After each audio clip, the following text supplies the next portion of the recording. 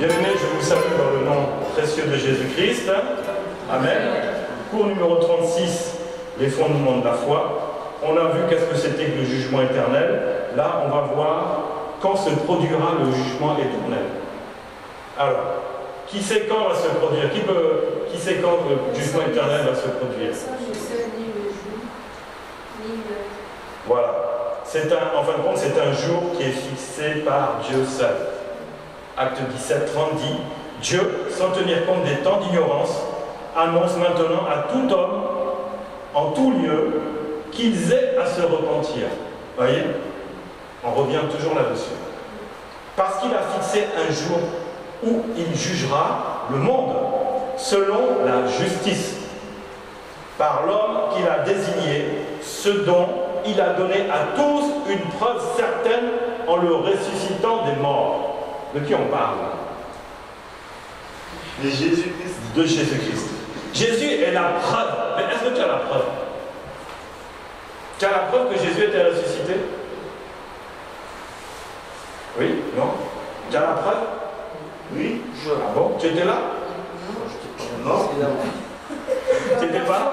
Alors comment tu as pris une preuve? Une preuve. La foi, c'est quand il n'y a pas la preuve. C'est là qu'il y a la foi. La foi, c'est des choses qu'on ne voit pas, qu'on espère. Si tu vois la chose, ça va d'avoir la foi parce que tu vois la chose. N'est-ce pas? Donc la foi commence quand on ne voit pas la chose. Ben, tu peux voir la foi. Ah oui. Comment? Voilà. On ne l'a pas vu, mais il y a quand même. Comment, Frère Cédric? Non, on n'a pas vu, mais on a écrit. On a écrit. Non, on a cru. On a cru. Mais c'est la foi. Mais je peux vous dire une chose quand même. Celui qui cherche chez le Seigneur va se laisser trouver. Et tu le verras. Tu peux le voir. Ça, c'est encore autre chose de la foi. La foi vient de ce qu'on entend, n'est-ce pas? Mais la foi vient aussi de ce qu'on peut voir. Tu n'étais pas là il y a 2000 ans. Mais quand tu es avec le Seigneur dans l'intimité, ne sais-tu pas, tu peux le voir. Il peut se laisser apparaître à toi. Et là, tu vas le voir. Tu n'auras pas de doute. Même aussi, tu peux l'entendre audiblement. Là, tu n'auras pas de doute non plus. Tu n'as plus besoin d'avoir la foi, parce que là, tu auras la ferme assurance. Parce que tu l'as entendu, parce que tu l'as vu. Voilà. C'est là où je voulais en venir. Cherchez premièrement le royaume des cieux. Et Jésus est le royaume des cieux à lui tout seul. À lui seul, il est tout le royaume des cieux. Le royaume des cieux est venu à vous. Donc tu peux demander encore que le royaume des cieux vienne à toi. Et comment il va venir à toi? Dans une profonde adoration, dans une profonde prière, dans une profonde méditation. Tu verras. Tu verras ce qui se passera. Moi, personnellement, j'ai vécu ces deux choses-là. Je l'ai entendu audiblement. Je connais ses formes de voix, j'ai entendu plusieurs fois. Je connais sa voix autoritaire et je connais sa voix très douce. Et je l'ai vu aussi. Je l'ai vu à plusieurs reprises. En vision et je l'ai vu en songe. Là-dessus, je n'ai aucun doute. En songe, peut-être c'est un rêve, mais en vision même. En plein culte d'adoration, je l'ai vu. Je l'ai vu aussi là, je me souviens, s'il y a un grand écran, on était à une grande convention, et on était en pleine adoration, vraiment l'onction d'adoration était descendue, et tout d'un coup, j'ouvre les yeux, il y avait au loin, parce qu'il y avait au moins 4000 personnes, c'était vraiment un grand rassemblement, et il y avait des écrans un peu partout. Et en pleine adoration, je ne sais pas qu'est-ce qui m'a pris, j'ai ouvert les yeux, et j'ai vu l'écran. Qu'est-ce qu'il y avait sur l'écran? Il y avait un homme qui brillait, qui était comme ça. Alors là, je ne me dis pas. Là, je suis... Heureusement qu'il y avait une chaise derrière. Je me suis vraiment écroulé, quoi. Écroulé. Quand tu vois le Seigneur, tu ne peux pas rester. Bien aimé, c'est ça. Ensuite, quand se produira le jugement éternel? Le jour où la trompette sonnera pour ceux qui sont réellement en Christ. 1 Corinthiens 15. En un instant, en un clin d'œil, à la dernière trompette, La trompette sonnera et les morts ressusciteront incorruptibles. Et nous serons changés. Eux, ils croient que ça c'est Paul, il croit que ça allait arriver. Nous, on va être changés. Là, c'était pas tout de suite. Non. Là, il parlait de l'enlèvement. Nous serons changés aussi. Donc, ça va se produire le jour, justement, comme tu as dit, Sœur Laure, on ne connaît pas le jour. On ne connaît pas le jour. Mais nous, je vais vous dire, on est dans les derniers temps. Dans les derniers temps. Les Juifs disent qu'il reste peut-être 150 à 200 ans. C'est pas beaucoup. Hein. Dans le livre de Daniel, il est donné une date très précise. Quand le monde atteindra les 10 milliards d'habitants, ce sera le début de la fin. Daniel, c'était un prophète aussi messianique. Hein. Il annonçait beaucoup Jésus. Daniel, il a annoncé beaucoup. J'ai regardé 10 milliards d'habitants, ça arrive quand? J'étais sur Internet. C'est pas loin. C'est vraiment pas loin du tout. Jusqu'à, il y a des pays qui ont fait que les familles ne peuvent avoir qu'un seul enfant. Ils ont lu ça. Ils ont lu la Bible. La Chine, un seul enfant par foyer. Imaginez si la Chine laissait les familles avoir les enfants qu'ils veulent. On serait déjà enlevé. Je vous l'assure. Regardez dans Daniel, c'est écrit. Dès que la terre contiendra 10 milliards d'habitants, pas des morts, hein, des vivants, des vivants, ça sera le début de la fin. Donc ça sera l'enlèvement et le règne des 1000 ans qui va commencer. Il y a des paroles qui sont sorties. Vos enfants auront des enfants. Leurs enfants auront des enfants. Leurs enfants auront des enfants encore. Mais leurs enfants, eux, ne connaîtront pas leurs enfants. Enfin, fini. Donc, il reste quoi? Quelques générations. Quelques générations. On peut supposer une date environ, mais on ne connaîtra jamais le jour et l'heure. Mais on peut se dire que les temps sont proches. Regarde la démographie, regarde combien de milliards. À chaque fois que tu regardes, tu dis, ça se rapproche des 10 milliards. C'est là que tu vas voir que ça sera le début de la fin. Le jour où la trompette sonnera. Les uns, au son de la trompette, ils seront donc enlevés pour 1000 ans sur la terre. C'est le premier jugement.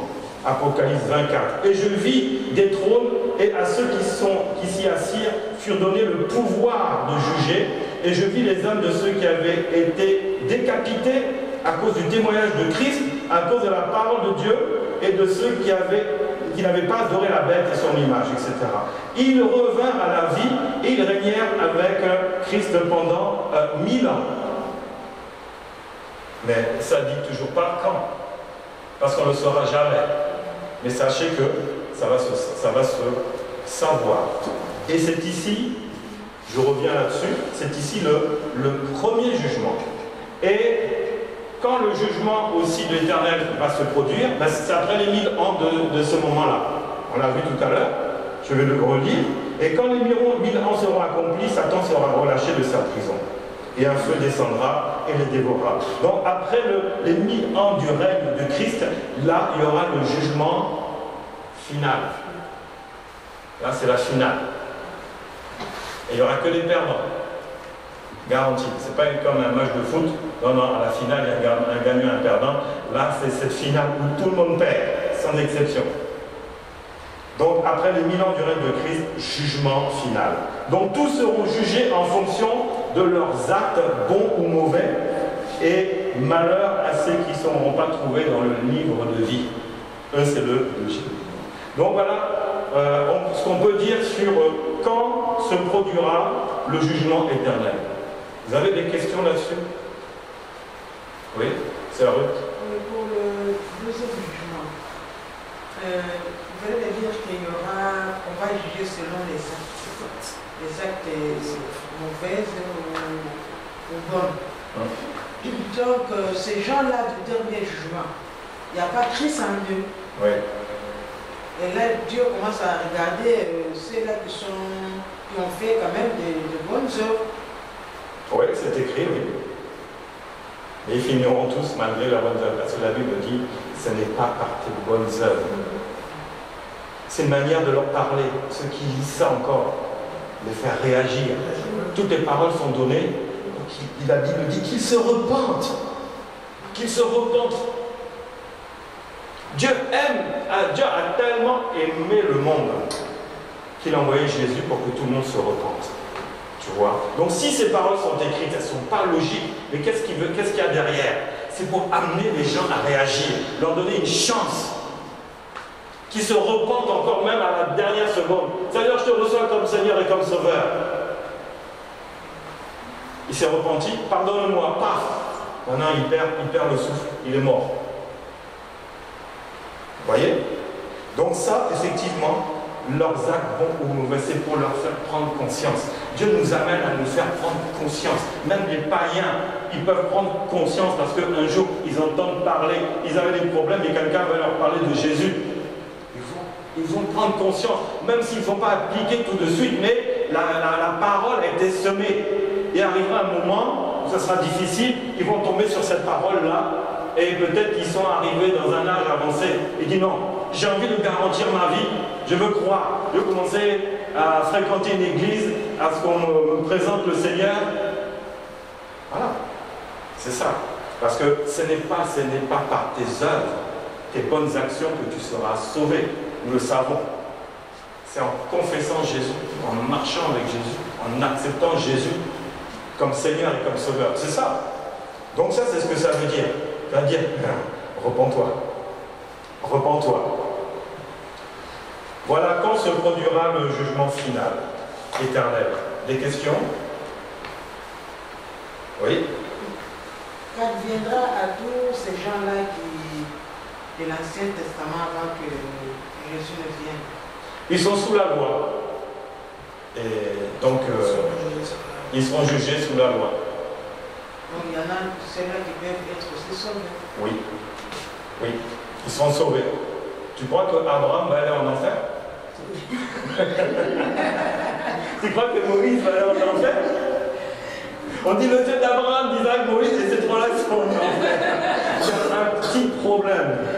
Parce que quand Jésus était en agonie, qui est descendu? C'est qui? Comment? À la montagne de la transfiguration. Oui, qui était levé? Moïse et Élie. Voilà. Ils étaient où?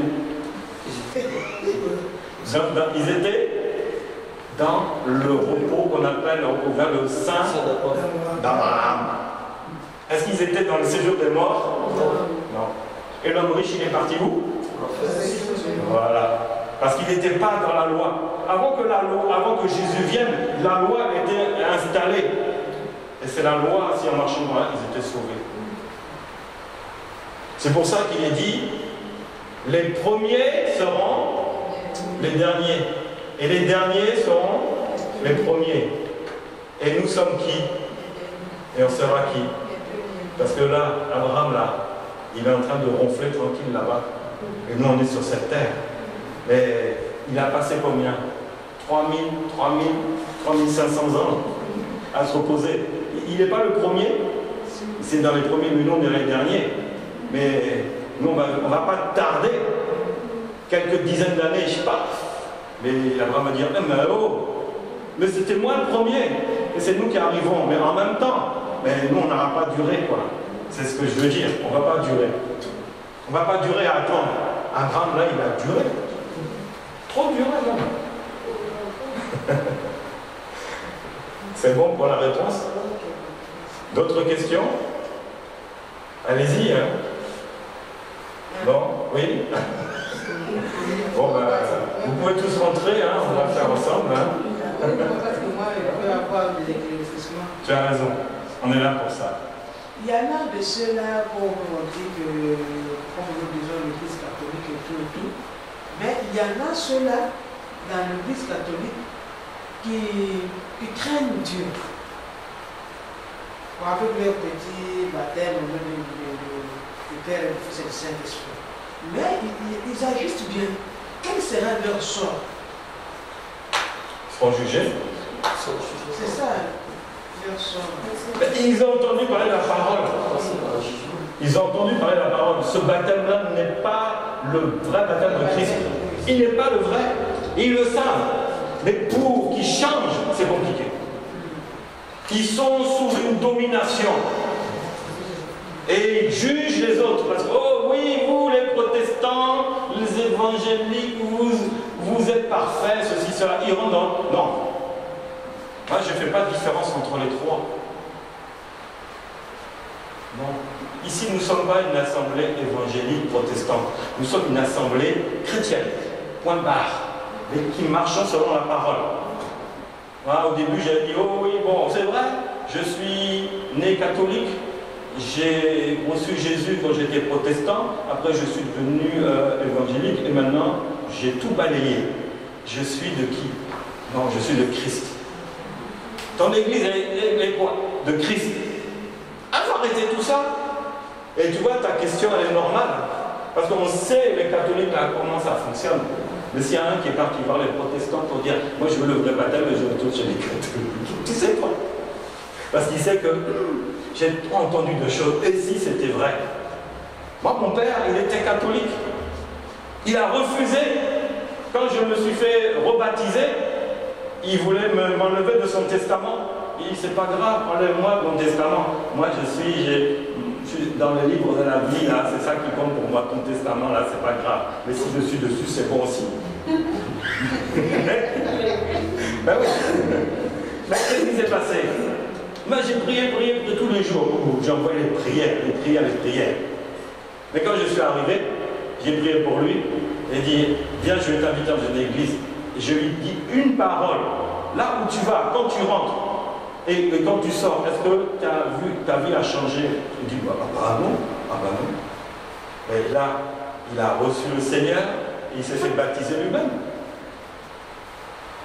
Il devait mourir à 72 ans. Il a 80 ans passés. Et il tord la pelouse, il coupe les arbres et tout, il est là. Oh là là, quelle force. Un vrai calme. Ben oui, un catholique. Dieu donne la possibilité aux catholiques de venir réellement au Seigneur. Quoi? Culte des morts, culte marial, et tu vas aller au paradis avec tout ça? Ah non, le royaume des cieux n'est pas fait pour des cultes des morts. Non. Donc effectivement, par leur comportement, la Bible dit les malheurs viendront. Mais malheur, parce que ça viendra, Jésus a dit ça. Il aurait mieux fallu que cet homme ne vive pas. Il aurait fallu que ces prêtres catholiques ne vivent pas parce qu'ils vont entraîner toute une population dans l'enfer avec eux. Ils ont lu la Bible, pourquoi ils ne la pratiquent pas? Je ne veux pas rentrer dans ce débat. Ça, c'est un autre débat. Mais c'est pour répondre à ta question. Oui, ceux qui ne marchent pas comme Christ, ils n'iront pas au paradis. Clair et net. C'est clair et net. Oui, frère Cédric. Je voulais compléter la question de maman. En fait, c'est-à-dire dans certains pays, l'évangile n'est jamais arrivé. C'est-à-dire les gens n'ont jamais entendu parler de Christ. Ouais. Ils n'ont jamais entendu parler de la Bible. Ouais. Il y aura certains qui peuvent être sauvés par. C'est-à-dire les gens qui font du bien. Mais ils ne croient pas en Christ parce qu'ils n'ont jamais entendu parler de Christ. Ça peut arriver qu'ils peuvent être sauvés. Dans ces derniers temps, l'évangile sera répandu partout. Partout. Donc, ils ne pourront pas dire non, Jésus n'est pas revenu tout de suite, c'est pour donner une chance. Donne une chance. Et dans ces derniers temps, je répandrai mon esprit sur toute chair. Toute chair. Même ceux qui sont fin fond de l'Amazonie, ils vont entendre parler de Christ. C'est pour ça que Christ n'est pas revenu.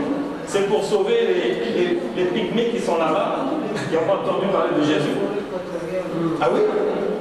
Les Indiens d'Amazonie ou quoi? C'est ça.